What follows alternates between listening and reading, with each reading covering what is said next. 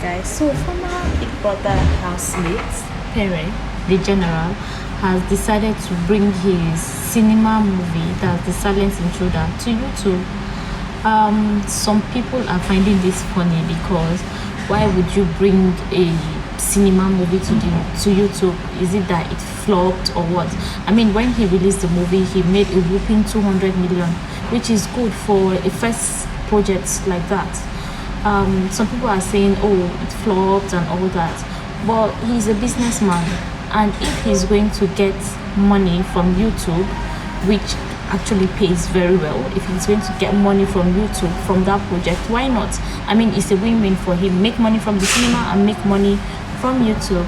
So what do you think about this? Do you think this is a smart business move, or you think this is a flop as others say?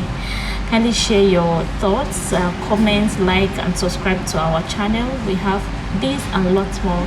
My name is Augustina and I am with the News Chronicle.